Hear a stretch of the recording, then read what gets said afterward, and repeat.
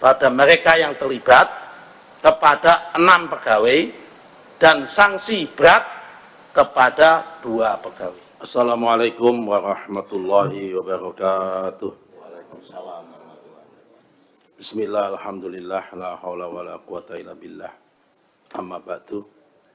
Yang kami hormati Ketua Komisi 2 DPR RI beserta seluruh pimpinan, mulai dari Pak Julfikar Arse, Pak Dedi Yusuf, Pak Bimo, dan bapak-bapak yang lain, bapak-bapak anggota komisi dan ibu anggota Komisi 2 DPR RI. Ini nggak ada ibunya ya.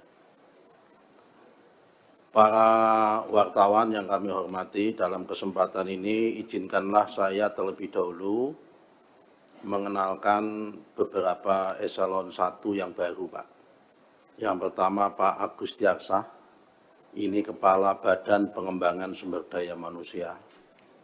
Sama Pak Dwi Martono, ini staf ahli bidang IT.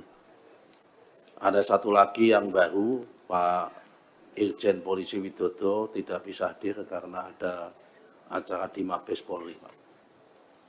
Baik Bapak-Bapak sekalian, kami akan menyampaikan ada 4 agenda yang sesuai dengan undangan secara singkat, nanti kita perbanyak untuk dialognya. Pertama adalah evaluasi kinerja tahun 2024. Kedua adalah program kerja tahun anggaran 2025, kemudian nomor 3 adalah capaian 100 hari kerja, kemudian 4 adalah lain-lain.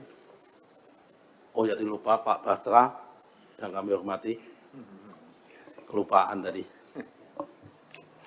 Kita mulai yang evaluasi kinerja. Pertama, evaluasi kinerja tahun 2025, tahun 2024. Untuk aspek anggaran pertama terlebih dahulu, kita untuk capaian anggaran belanjanya mencapai 99,04%. Jadi hanya tersisa 1%. Sehingga dalam konteks perspektif ini cukup optimal. Kemudian dari sisi penerimaan PNBP, dari target 3 triliun kita tercapai 3,61 triliun atau 102%. Dari aspek ini anggaran penerimaan juga optimal, kemudian belanja juga optimal. Lanjut. Kemudian dari aspek program, beberapa program prioritas tahun 2024 secara umum.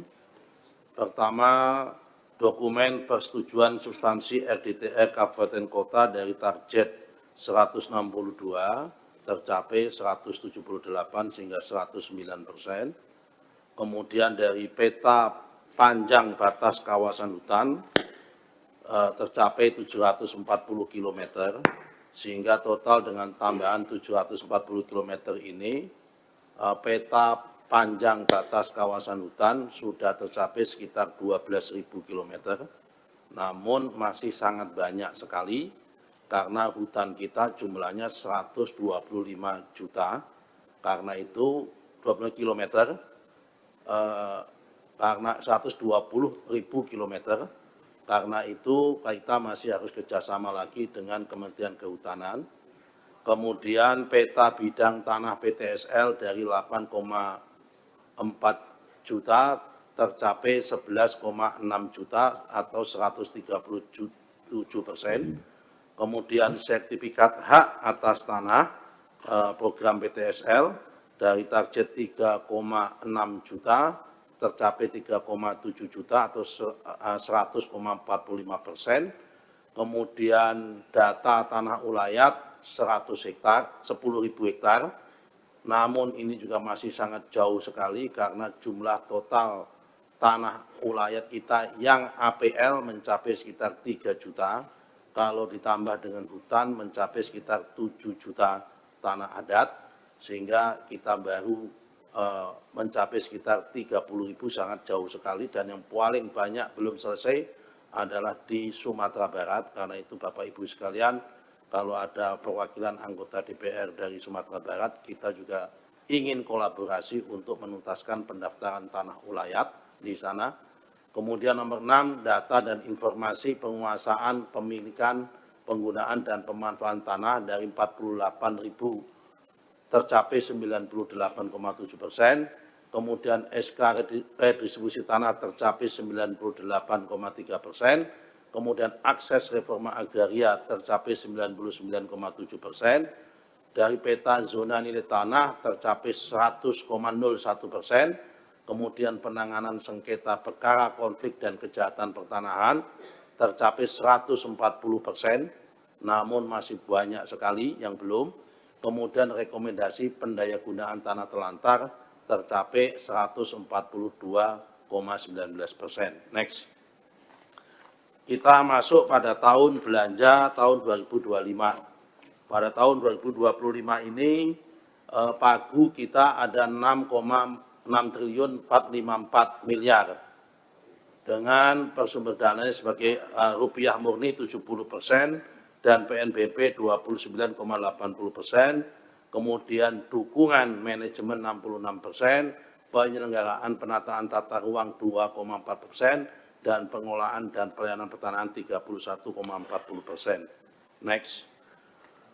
Sesuai dengan efisiensi yang dilakukan oleh Menteri Keuangan dari anggaran 6,454 triliun tadi, kita kena pemotongan ataupun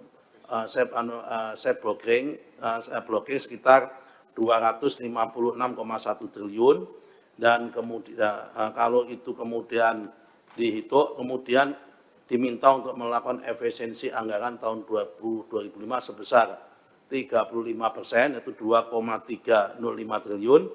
Kemudian proyeksi total efisiensi blokir dan implementasi Inpres 1 tahun 2025 adalah 2,631 triliun atau 40,75%. Namun demikian, kita kemungkinan akan dapat tambahan top up pinjaman luar negeri, karena alhamdulillah pada detik-detik akhir di bulan Desember, akhir bulan Desember, program kita ILASP, Integrated Land Administration and Spatial Planning tahun 2025 sampai tahun 2029 yang melibatkan 3 KL, yaitu ATR BPN, BIG, dan Kemendagri, sudah ditandatangani oleh Ibu Menteri Keuangan dan sudah bisa dinyatakan jalan dan efektif pada tanggal 23 Desember tahun 2024.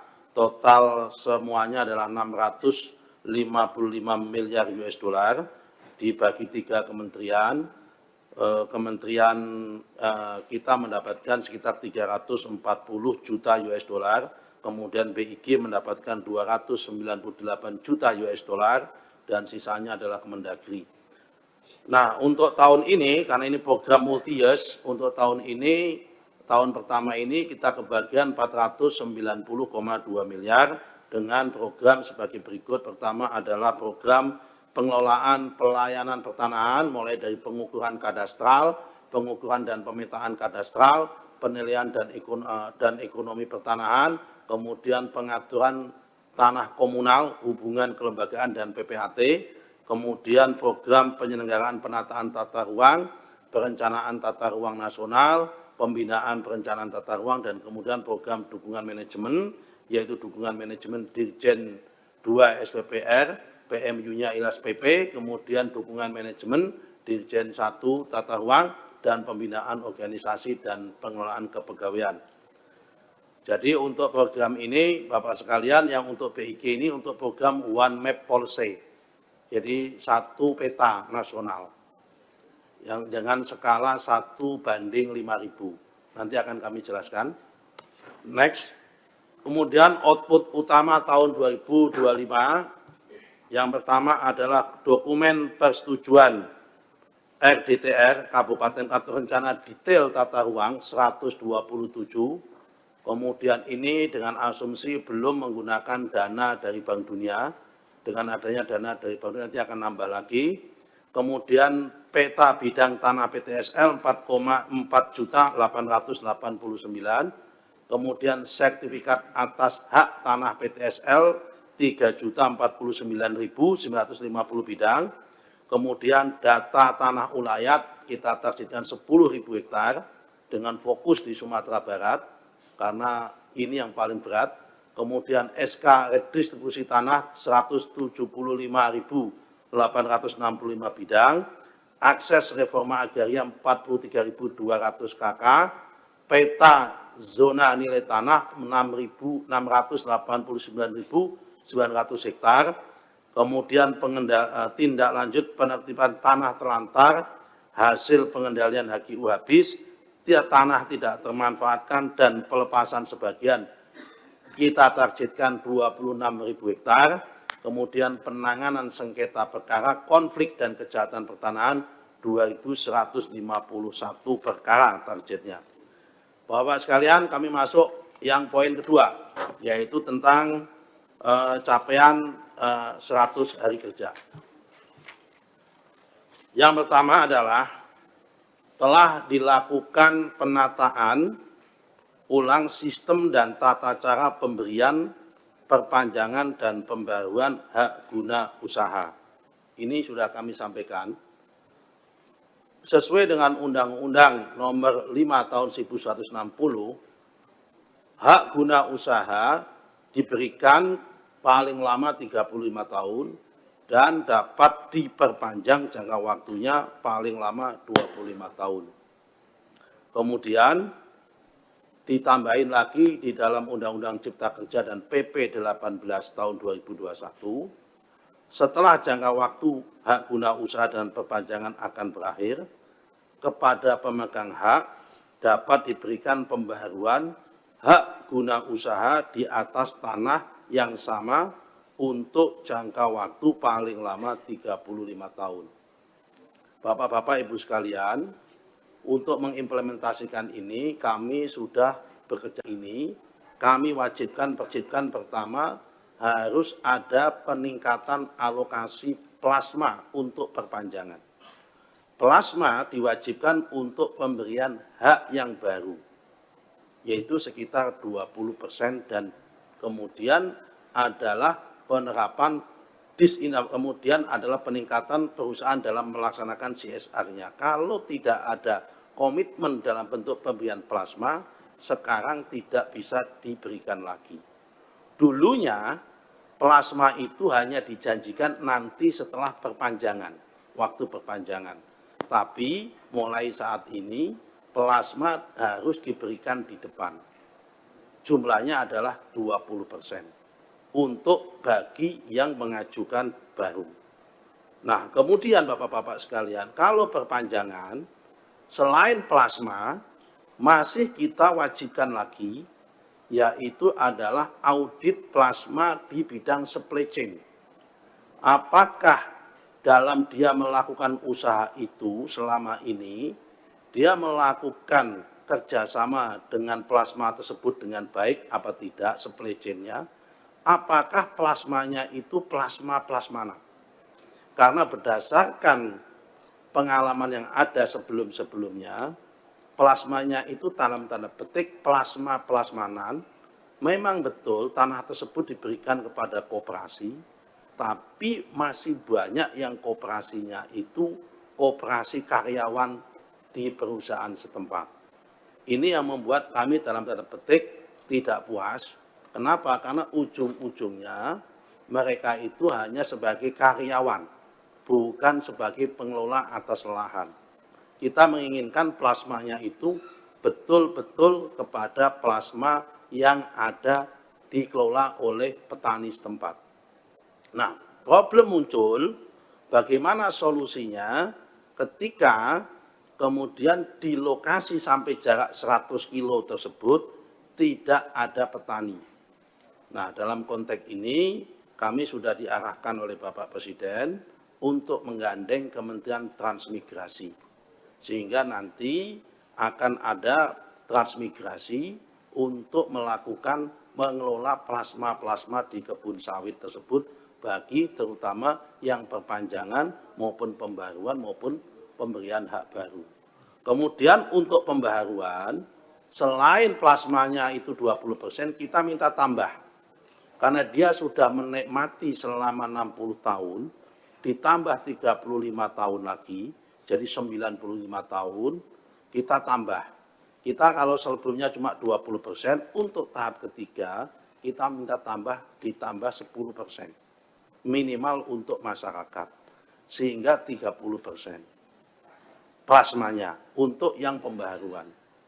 Nah kan, ini tentunya tidak happy dan tidak menyenangkan bagi para pengusaha, pemegang IUP dan pemegang HGU.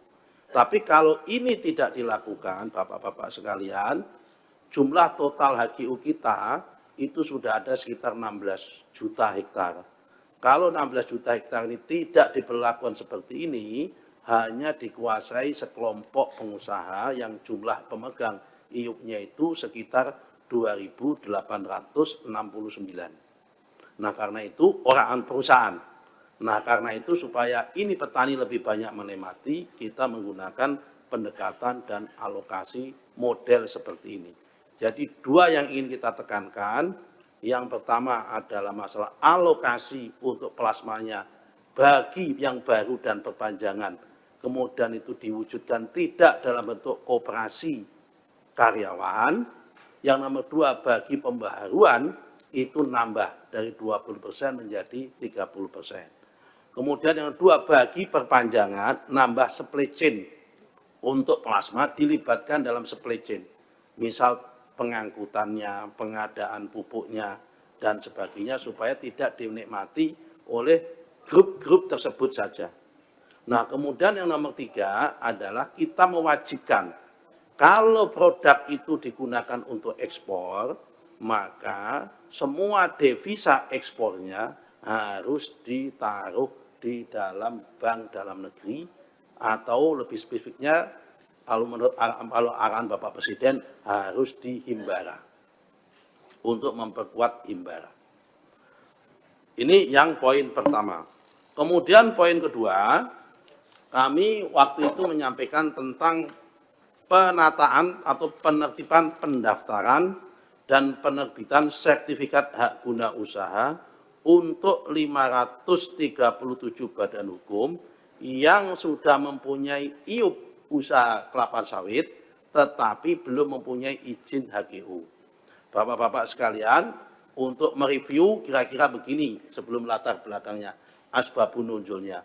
Di dalam Undang-Undang Nomor 39 Tahun 2014 tentang perkebunan, pasal 42 ayat 1 bunyinya mengatakan bahwa orang yang boleh melakukan budidaya perkebunan maupun pengolahan hasil perkebunan adalah mereka yang sudah mendapatkan izin usaha perkebunan dan atau hak guna usaha tanah. Nah, undang-undang ini pada tanggal 26 Oktober tahun 2016 dibatalkan, ayat ini, pasal ini dibatalkan oleh Mahkamah Konstitusi menjadi wajib IUP dan wajib punya IUP dan HGU. Akibat pasal ini yang diubah, ada 537 perusahaan yang pemegang IUP tapi tidak punya HGU. Jumlahnya ada 537 perusahaan. Kalau dihitung luas IUP-nya berdasarkan hektar 2,5 juta hektar. Dari 2,5 juta hektar itu yang telah terbit hak atas tanahnya sebelum kami menjadi menteri, sebelum Bapak Presiden Prabowo menjadi presiden, itu ada 193 perusahaan, luasnya 283.280,85 hektar. Yang sudah proses pengajuan izin ke kami batasi sampai tanggal 3 Desember, itu ada 150 perusahaan, kemudian luasnya 1.044.427,46 hektar. Posisinya apa? Posisinya dalam proses identifikasi untuk kita cocokkan apakah ini nabrak hutan apa tidak. Yang ketiga, belum mengajukan sama sekali seluas 1.081.000. Ini sama sekali tidak daftar, dan Bapak Presiden sudah membentuk Satgas Kelapa Sawit yang dipimpin oleh Bapak Menteri Pertahanan dan wakilnya Pak Jaksa Agung, kami sebagai anggota, yang 194 ini akan kami serahkan kepada Satgas Kelapa Sawit, karena dia tidak daftar berarti tidak ada iktikat baik, yang ini ada potensi, memang ada potensi merambah hutan, kemudian nabrak hutan, dan sesungguhnya memang hutan, bahkan ada yang hutan lindung, tapi ditanamin kelapa sawit dan tidak punya izin. Ini yang kami serahkan kepada Jaksa Agung dan Satgas Kelapa Sawit yang saat ini sudah menangani dan mulai berjalan proses penanganannya. Lanjut. Kemudian masalah hak ulayat selama 100 hari ini, alhamdulillah kami menyelesaikan 14 HPL dari target 6 HPL.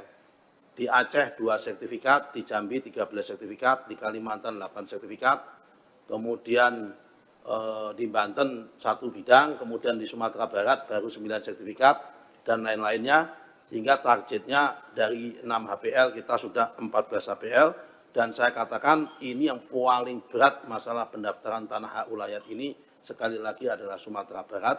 Karena itu kami mohon bantuan teman-teman Komisi 2 dan Bapak-Bapak sekalian yang dari Sumatera Barat, kita bisa koordinasi, karena memang masalah ninik mama ini memang menjadi isu yang sangat krusial. Lanjut. Kemudian poin keempat, tentang masalah tanah wakaf.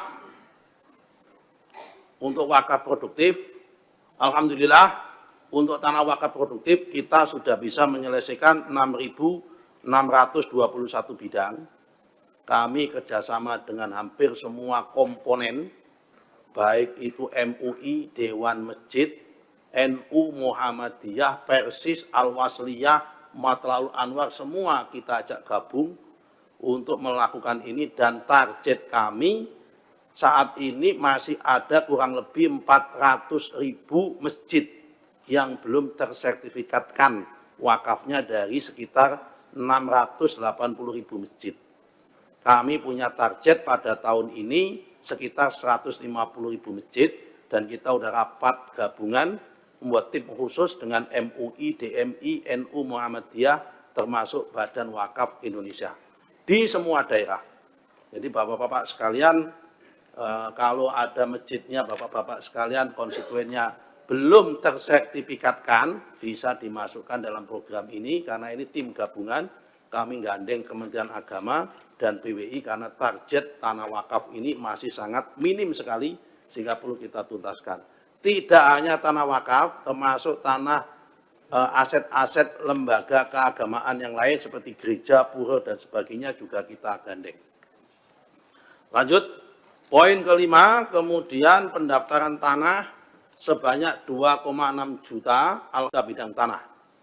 Nah, ini termasuk dari tahun 2017 sampai tahun 2025, ini selama 8 tahun itu prestasinya melampaui prestasi sejak ada pendaftaran tanah dari tahun 1960 sampai tahun 2016 hanya 46 juta bidang.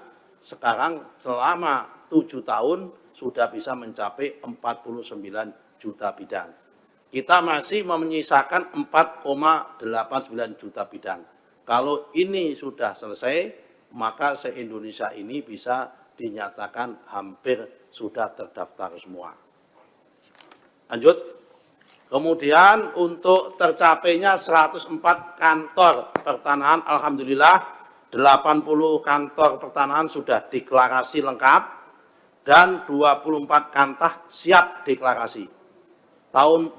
Bulan ini sudah siap deklarasi semua, tapi memang waktunya mereka pada menunggu jadwal dari menteri untuk melakukan proses deklarasi. Sementara menterinya masih sibuk ngurusin pagar laut sehingga belum sempat ngurusin ini, Pak. Baik, nomor 7, Pak. Kemudian nomor 7, tercapainya rencana detail tata ruang RDTR 42 Persub. Alhamdulillah sudah dari target 26 Persub, dan keseluruhan dari target 42 telah terintegrasi dengan OSS. Sehingga sudah sampai OSS, sehingga dengan tambahan ini maka yang sudah online dengan OSS jumlahnya sudah mencapai angka 412 dan RDTR kita dari target 2000 sudah mencapai angka 592. Sehingga dengan tambahan Bank Dunia nanti insya Allah semua akan tercapai selama 5 tahun, karena dari Bank Dunia akan bisa nambah 700. Kalau 700 ditambah dengan 600 tahun ini tahun kemarin ini 1.300, 200 dari APBN yang existing yang manual, kemudian tambah 500 nanti akan kita bebankan kepada Pemda, yaitu kabupaten dan kota sesuai dengan komitmennya Pak Mendagri. Karena Pak Mendagri sudah ngasih komitmen bagi daerah-daerah yang bisa nyusun RDTR akan dikasih tambahan fiskal untuk itu. Kemudian yang ke-8, RPP tentang Rencana Tata Ruang Wilayah Nasional, sekarang hak inisiatif dan pemerakarsaannya diambil alih oleh Menko Perekonomian dan ditargetkan pada awal Q2 sudah selesai. Tentang RT/RW nasional sebagai turunan daripada Undang-Undang Nomor 59 Tahun 2024 tentang Sistem Rencana Pembangunan Jangka Panjang Nasional tahun 2025 tahun 2045. Kemudian yang terakhir untuk program 100 hari, waktu itu saya sampaikan adalah mengenai masalah program ILASP atau Integrated Land Administration and Spatial Planning, ILASP, program dari World Bank. Waktu itu pada bulan November kami presentasikan di sini. Alhamdulillah pada tanggal 5 Desember sudah ditandatangani oleh Menteri Keuangan.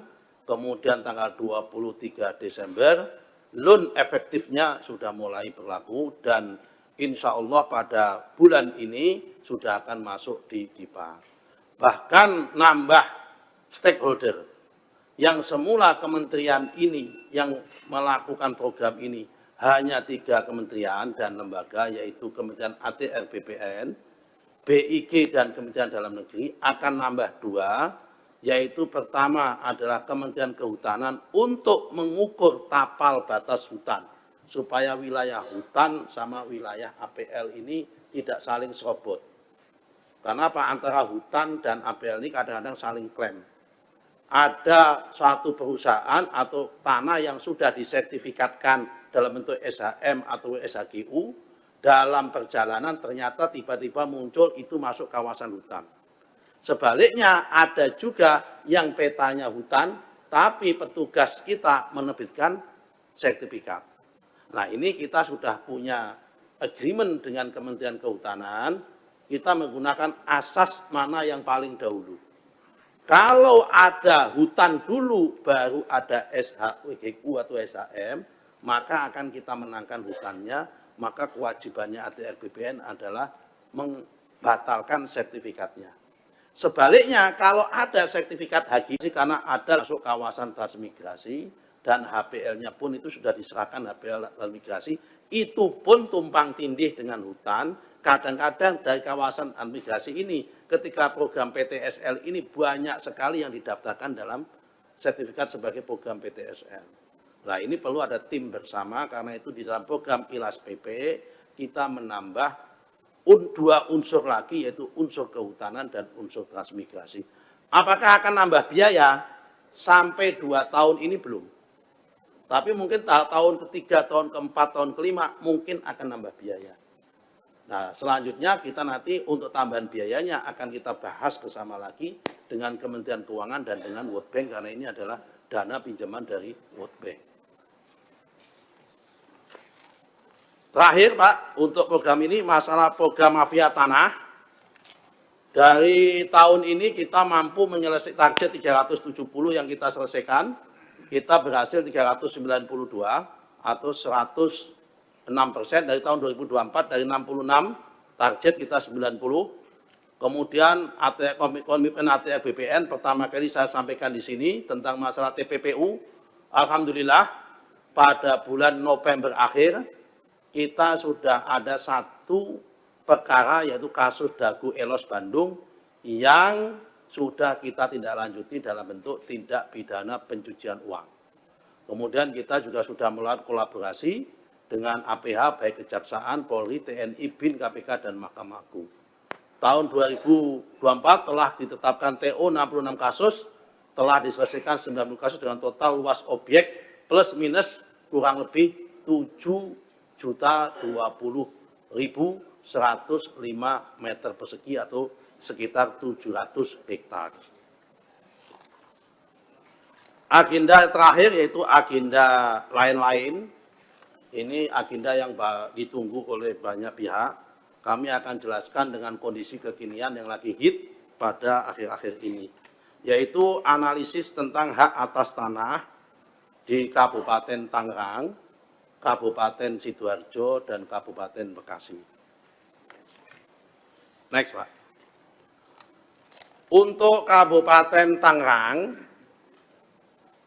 untuk Kelurahan Kohot, Kecamatan Pakuhaji, dan di Kabupaten Tangerang, yang rame di sepanjang pagar laut yang isunya 30 km itu, kami nanti akan sampaikan satu persatu. Kami temukan memang ada hak atas tanah di sepanjang pagar laut itu di Desa Kohot, Kecamatan Pakuhaji. Nah, sepanjang peta itu, pagar laut itu, yang jaraknya 30 kilo, kalau di Desa Kohotnya saja, itu jaraknya antara sekitar 3,5 sampai 4 kilo. Yang di Desa Kohot saja. 63 bidang hak guna bangunan, dan 17 bidang hak milik. Hak guna bangunannya 263 itu kalau di total jumlahnya 390,798,7985 hektar. Kemudian hak miliknya 17 bidang 22,933,4 hektar. Terhadap, sebagaimana saya sampaikan, terhadap data ini kami analisis dan kami cocokkan dengan data peta BIG tentang data peta spesial tematik tentang garis pantai. Mana yang ada di garis pantai, mana yang ada di luar garis pantai. Karena kalau yang di luar garis pantai itu tidak bisa disertifikatkan, karena itu namanya masuk dalam Kemen Property atau Kemen Land. Sementara yang masuk di dalam garis pantai itu masuk namanya Private Property, ini yang bisa disertifikatkan. Yang masuk di Kemen Property tidak bisa kita sertifikatkan. Nah, terus yang masuk di dalam Kemen Property mau tidak mau harus kita batalkan. Yang masuk di Private Property sepanjang prosedurnya benar, bukti juridisnya benar, ya tidak kita batalkan. Yang masuk di dalam garis pantai. Nah, karena itu, next, selanjutnya, langkah selanjutnya adalah, setelah kita cocokkan, ada yang kita batalkan. Ya kan, pembatalan hak atas tanah. Sementara ini, yang kita batalkan 50 bidang. Sementara ini. Ya kan, dari 263 dan 17 yang kita batalkan 50. Sisanya apa? Sedang berjalan, masih kita on progress, kita cocokkan mana yang di dalam garis pantai, mana yang di dalam luar garis pantai. Apakah nambah? Potensinya bisa nambah, karena kita baru bekerja praktis baru 4 hari, karena Selasa kita umumin hari Senin, Selasa, Rabu, Kamis, Jumat, 4 hari, kemudian libur, kita masuk hari ini. Selama 4 hari kita dapat 50 bidang tanah. Nah, langkah selanjutnya bagaimana? Yang pertama adalah pembatalan hak atas tanah bagi yang pertama proses pembuktian juridisnya tidak betul. Nomor 2, pembatalan hak atas tanah bagi yang prosedurnya tidak betul. Yang nomor 3 adalah pembatalan hak atas tanah bagi apa yang bisa jadi juridisnya betul, bisa jadi prosedurnya betul, tapi fakta materialnya saat ini sudah tidak ada. Itu kita batalkan. Nah, kemudian nomor 2, kita melakukan audit investigasi terhadap proses penerbitan sertifikat tersebut. Dari hasil audit tersebut, kita merekomendasikan pertama, Pertama, rekomendasi pencabutan lisensi kepada KJSB, Kantor Jasa Survei Berlisensi. Karena yang melakukan survei dan pengukuran itu perusahaan swasta. Karena di kita menggunakan dua survei. Pertama, survei oleh petugas ATR BPN. Yang kedua, bisa lewat jasa survei berlisensi, tapi disahkan oleh petugas ATR BPN. Nah, kemudian kita memberikan sanksi berat, pembebasan dan penghentian dari jabatannya pada mereka yang terlibat kepada 6 pegawai dan sanksi berat kepada 2 pegawai. Nah, nama-nama pegawainya siapa saja kami nggak bisa sebut, ya kan? Kami hanya sebut inisial. Yang pertama adalah JS, Kepala Kantor Pertanahan Kabupaten Tangerang pada masa itu. Kemudian SH, ex Kepala Seksi Penetapan Hak dan Pendaftaran. Kemudian ET, ex Kepala Seksi Survei dan Pemetaan. Kemudian WS, Ketua Panitia A. Kemudian YS, Ketua Panitia A. Kemudian NS, Panitia A. Kemudian LMX, Kepala Survei dan Pemetaan setelah ET. Kemudian KA, ex PLT, Kepala Seksi Penetapan Hak dan Pendaftaran. Ini 8 orang ini yang sudah diperiksa oleh inspektorat dan sudah diberikan sanksi oleh inspektorat, tinggal proses peng-SK-an saksinya dan penarikan mereka dari jabatannya tersebut. Lanjut. Nah, berdasarkan Permen ATR BPN nomor 16 tahun 2022 tentang kewenangan penerbitan hak atas tanah, penetapan hak atas tanah atau pemberian, kita itu mengenal 2. Pertama adalah pemberian dalam bentuk konversi dari GIRIK menjadi SHM, sama pemberian hak dari tanah negara menjadi HGU, HGB maupun hak milik. Nah, hampir semua proses yang terjadi ini prosesnya adalah konversi dari GIRIK. Rata-rata GIRIKnya tahun 1982. Jadi ini tidak pemberian hak baru. Ini adalah konversi hak GIRIK. Nah, supaya tidak liar, memang di kita ini mengandung ataupun menganut prinsip full delegasi. Pendelegasian sampai tingkat bawah, wilayah, dan kewenangan pusat. Jadi di sini kami jelaskan hak milik perorangan atas tanah yang luasnya tidak lebih dari 50.000 meter dan tanah non pertanian yang luasnya tidak lebih dari 5.000 meter. Jadi kalau hak milik perorangan, tanah pertanian yang luasnya tidak lebih dari 50.000 meter, 5 hektar, dan tanah non pertanian yang luasnya tidak lebih dari 5 meter, itu 5.000 meter, itu adalah kewenangan mutlak dari kantor pertanahan. Jadi dalam hal ini adalah kewenangan mutlak dari kantor kewenangan Tangerang. Kemudian hak guna bangunan HGB perorangan yang luasnya sampai dengan 10.000 meter atau 1 hektar. Kemudian hak guna bangunan badan hukum yang luasnya sampai dengan 30.000 meter. Nah, kemudian kantor wilayah hak milik perorangan tanah pertanian yang luasnya lebih dari 50.000 meter sampai luas batas maksimum, dan tanah non pertanian yang luasnya antara 5.000 sampai 15.000 meter. Kemudian hak guna bangunan perorangan lebih dari 10.000 meter sampai 20.000 meter. Kemudian 3 hak guna bangunan badan hukum yang luasnya dari 30.000 meter sampai 250.000 meter. Menteri itu ngurusin hak guna bangunan badan hukum yang luasnya di atas 250.000 dan hak milik perorangan yang luasnya non pertanian yang luasnya di atas 15.000 meter dan hak guna bangunan perorangan yang luasnya di atas 20.000 meter. Ini yang ditangani oleh Menteri. Lanjut. Berdasarkan Undang-Undang Nomor 5 Tahun 1960, JOPP 24 Tahun 1997. Nah, di sini kita ada dua bentuk kewenangan.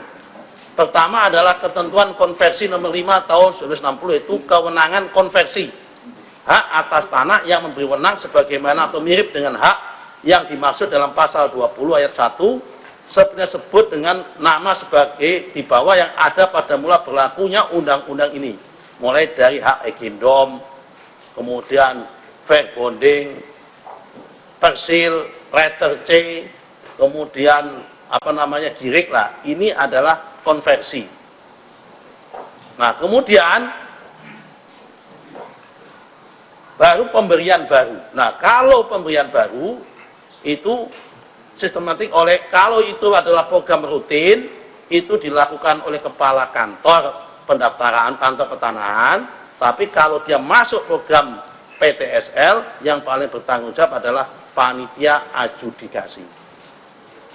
Dan bapak-bapak sekalian, proses yang di Tangerang ini, prosesnya adalah dari Girik menuju SHM, dari SHM menuju SHGB, prosesnya itu menggunakan program PTSL. Lanjut. Kemudian daftar desa yang dipasang pada laut supaya cetak.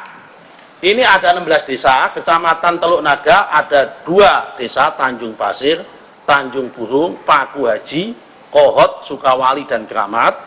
Kemudian Sukadiri, Karangserang, kemudian Kemiri, Karanganyar, Patra Manggala, Lontar dan Ketapang, kemudian Mauk, Tanjung Anom, Margamulya, Mauk, kemudian Kronjo, Muncung, Kronjo, dan Pagedangan Ilir. Apakah yang ada SHGB dan SHM-nya itu hanya di Paku Haji, di Kohot saja, atau di 16 desa ini ada semua? Kami cek satu-satu. Tangerang. Ya, Tangerang ini. Kami cek satu-satu dari 16 desa ini. Mohon ditampilkan, Pak. Next. Ini desa Tanjung Pasir, Kecamatan Teluk Naga, clean, tidak ada, belum ada. Sudah kami cek. Lanjut. Kemudian desa Tanjung Burung, Teluk Naga, clean, tidak ada. Sehingga berita-berita sosmed itu ada, nggak ada. Sudah saya cek. Lanjut. Kemudian desa Karangserang ada 3 bidang. Ya kan? Tahun kapan? Tahun 2019 terbitnya. Desa Karangserang itu bentuknya ini. Sekarang diprotes warga karena itu laut dan sudah ditangani oleh Bariskrim setahun yang lalu di Karangserang. Lanjut. Sukawali clear, tidak ada. Yang hijau itu hutan mangrove. Sukawali. Lanjut. Keramat juga tidak ada. Lanjut.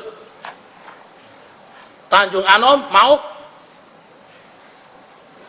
belum ada, nggak tahu, tidak ada, belum ada. Lanjut. Margamulya, Mauk belum ada. Lanjut. Mauk Barat, nah ini yang nanti kawasan PSN itu di sini belum ada. Yang ini kawasan PSN, yang nanti ini karena ini hutan mangrove yang hijau semua itu 1.500 hektar. Belum ada di sini, yang di laut. Tidak ada. Oh. Tidak ada atau belum ada, saya belum tahu, tapi sampai hari ini tidak ada. Ya kan ini. Lanjut. Kemudian desa Ketapang Mauk juga tidak ada. Lanjut. Desa Lontar Kemiri juga tidak ada. Lanjut. Patra Manggala, Kecamatan Kemiri juga tidak ada. Ini saya buka semua 16 desa supaya terang-terang Bapak-bapak sekalian, karena ini forum yang baik menurut saya untuk menyampaikan keterbukaan informasi publik. Lanjut. Supaya nggak jadi fitnah. Lanjut. Lanjut, Mas. Kronjo. juga tidak ada. Lanjut. Pagedangan Ilir, Kecamatan Kronjok juga tidak ada. Lanjut, Mas. Nah, ini jadi kalau untuk Tangerang yang ada Desa Karangserang 3 bidang, kemudian sama Kohot yang sudah kita batalkan sebagian, yang lain on proses tadi itu. Kemudian yang Sidoarjo. Sidoarjo itu tepatnya di kecamatan di Kelurahan Segoro Tambak, Kecamatan Sedati. Ada 3 HGB, betul. Yang pertama atas nama PT Surya Inti Permata, luasnya 285 hektar. Kemudian yang kedua PT Semeru Cemerlang, luasnya 152. Kemudian 3 PT Surya Inti Permata, luasnya 219. Dalam bentuk hak guna bangunan kalau di total 656,8 hektar, lebih besar daripada Tangerang. Nah, di poin 1 dan 2 ini, yang nomor 1, 2, ini memang dulunya tambak, tahun 96. Kemudian peta sekarang jadi begini. Nah, ini yang poin 1 dan poin 2 akan kita hapus, akan kita batalkan karena itu masuk kategori tanah musnah. Kalau toh tidak dibatalkan, tahun depan HGB-nya udah habis. Karena ini HGB diberikan bulan Februari tahun 1996. Pas 30 tahunnya itu tahun depan. Tapi kalau menggunakan ketentuan fakta materialnya, ini masuk kategori tanah musnah, sudah bisa dibatalkan. Yang 1 dan 2, kalau yang 3 masih ada tanahnya. Memang dulu ini tambak, kalau yang ini. Lanjut. Nah, ini analisisnya. Bapak sekalian, saya sampaikan. Lanjut. Sekarang kita masuk yang Bekasi. Di Bekasi ada 2 kasus, Bapak-bapak sekalian. Yang pertama adalah di Desa Segara Jaya, yang nomor 2 di Desa Hurib Jaya. Desa Segara Jaya, Kecamatan Tarumajaya. Ini murni ulah oknum tanda petik ATR BPN. Ya kan? Kami sampaikan. Ini kejadian tahun 2021 itu ada program PTSL. Semula yang menerima sertifikat adalah 89 sertifikat hak milik diterbitkan tahun 2021 kepada 67 orang berupa tanah darat perkampungan dengan luas total 11,263 hektar. Ini tahun 2021. Tiba-tiba bulan Juli tahun 2022 terdapat perubahan data pendaftaran tanah yang tidak melalui prosedur kegiatan pendaftaran tanah menjadi penerimanya 11 orang berupa perairan laut, luas totalnya 72,571 hektar. Siapa yang terlibat?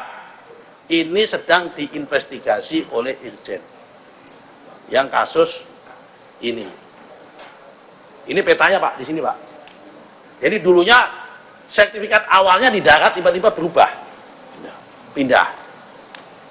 Jadi saya katakan, saya akui ini ulah oknum internal ATR BPN setempat. Kami sedang usut. Lanjut. Nah, kemudian yang kedua adalah Desa Hurib Jaya, Kecamatan Babelan. Ini di laut ada SHGB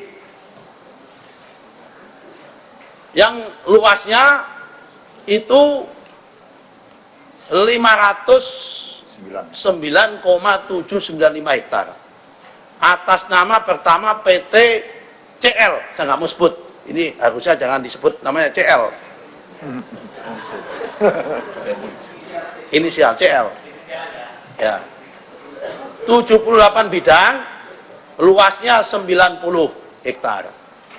Terbit tahun 2012, tahun 2015, 2016, 2017 dan tahun 2018. Kemudian PT MAN, yang jelas bukan Madrasah Aliyah Negeri, ya kan, 268 bidang, luasnya 419,6 hektar, terbit tahun 2013, 2014, dan 2015.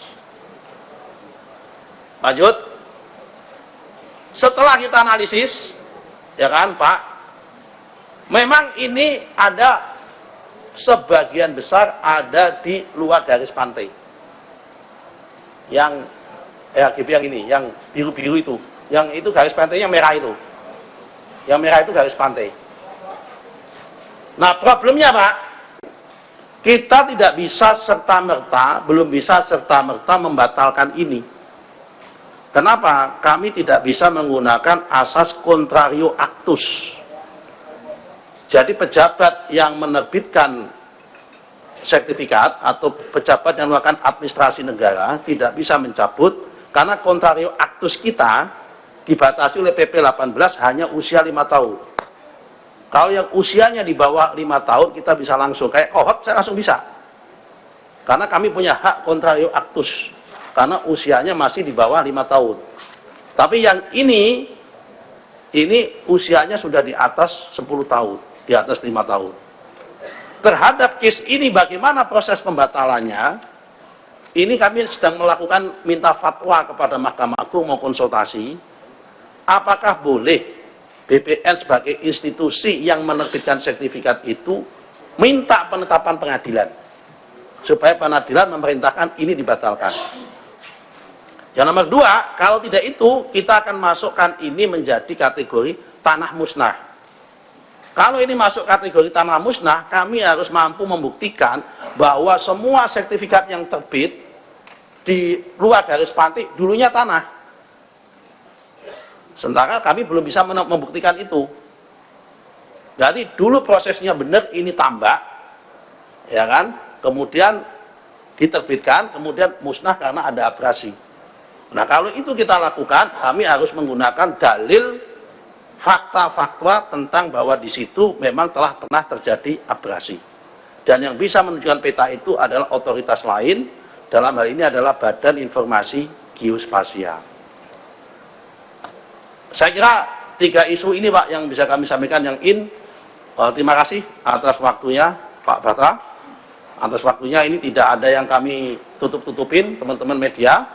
Kami komited dan insya Allah akan kami tuntaskan masalah ini seterang-terangnya dan sejelas-jelasnya supaya masyarakat menjadi tenang dan tidak menjadi isu yang liar yang kemudian menimbulkan sakwa sangka dan menimbulkan fitnah yang berkepanjangan. Ini kami nggak menginginkan itu. Terima kasih. Assalamualaikum warahmatullahi wabarakatuh. Waalaikumsalam warahmatullahi wabarakatuh. Boleh kita beri tepuk tangan kepada Pak Menteri.